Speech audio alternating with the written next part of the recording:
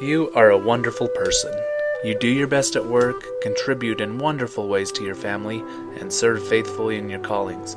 You are talented and you can do anything you put your mind to, and yet, you stink at home teaching. Oh, no, don't take it hard. You try. It just seems to be one of the constants in the church. As a 4-year and counting member of an elders' quorum presidency, I've spent hours and hours agonizing over what's broken here.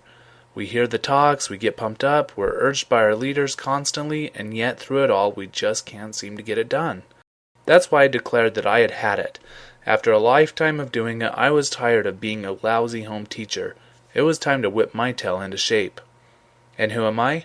My name is Brother Edwards, and I'm a recovering stinky home teacher. I've seen and done it all. The cookie drop on the last day of the month, talking about sports after church with one of the guys for 30 minutes and then counting that as the monthly visit.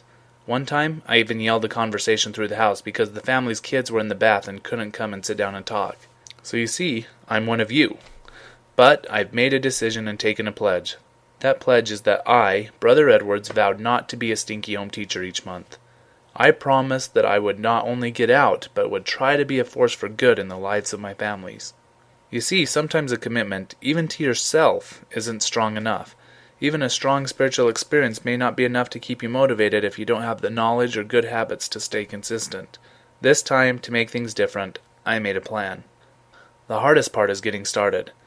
There are at least 8 barriers I've heard time and time and time again, not just from myself, but from those brethren that hide from me at the end of the month as I'm trying to gather home teaching reports. You know who you are. I won't be able to cover all the barriers here, but they are all covered in the complete Ringminder Home Teaching Guide to Not Stinking Toolkit, which I will talk about soon. Barrier 1. I lost my assignment. Oh, the dreaded paper. It's so slim, so small, and so easy to misplace.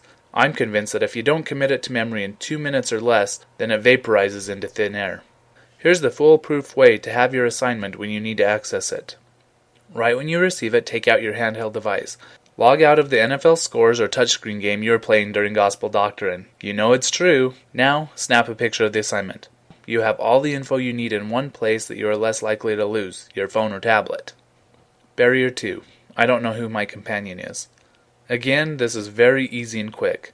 Right when you get your assignment, you speak up and say, Brother Casperson, I don't think I know him. Could you introduce us?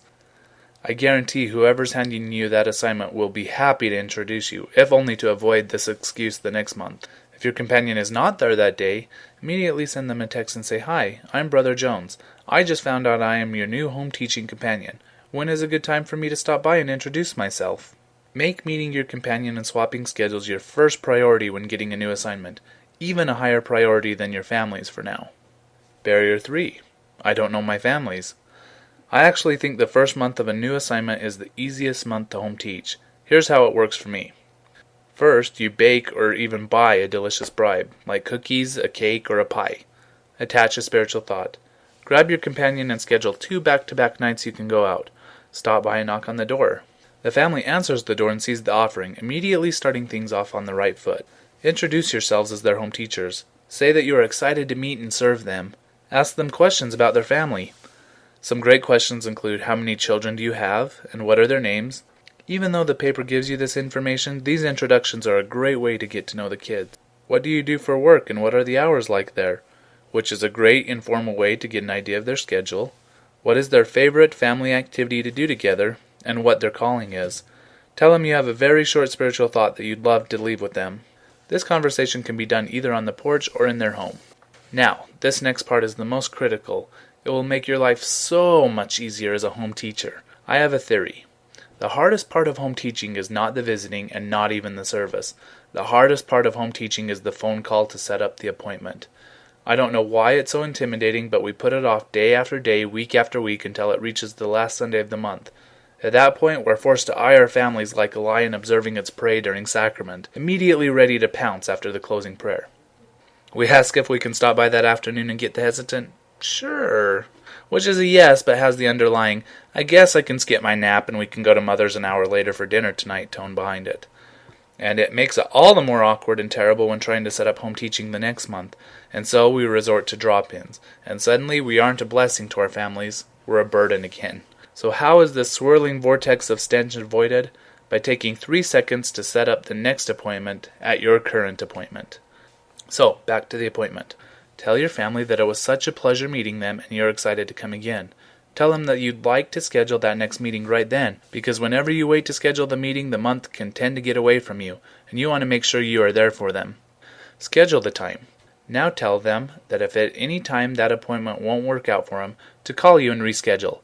Otherwise, they can plan on seeing you at the determined appointment. The final step before you leave is to let the family know that although you are looking forward to visiting them in their home once a month, that you are their home teacher for the entire month, and that if they ever need you for anything, to not hesitate to call. Give them a card with you and your companion's number on it, and bid them a good night. There. You are now on your way to becoming a world-class home teacher. Of course, you are not home free yet, Sonny. There are still at least 5 barriers that are preventing you from being the best home teacher you can be. Barriers like hard-to-reach families. The locked door. No matter what you do, you can't seem to get in. The report. You have a hard time getting the results of your visits to your leader. The lesson. Why simply reading from the ensign isn't going to cut it. And the marathon. Why are you having a hard time staying consistent month after month?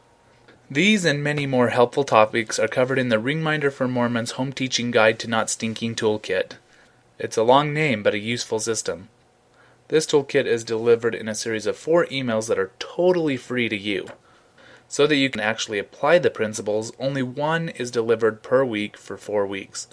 These 4 emails include a helpful video chock full of how to be a world-class home teacher.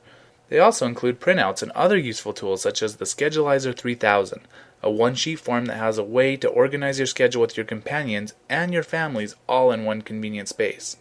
Once you have received the 4 parts of the Ringminder for Mormons Home Teaching Guide to Not Stinking Toolkit, you will only receive emails twice a month from us. One at the beginning of the month that has the month's first presidency message, some ideas on how to share it, and some other home teaching helps. The other is in the middle of the month from Ringminder, an amazing organization that is focused on helping people get better at what they want to and achieve their dreams, one day at a time. Trust me, those emails have some great content and you don't want to miss them. And that's it. I hate spam as much as you do, so I'm not going to load your inbox several times a week with subject lines like, "Can't miss offers." Just remember, this is totally free to you.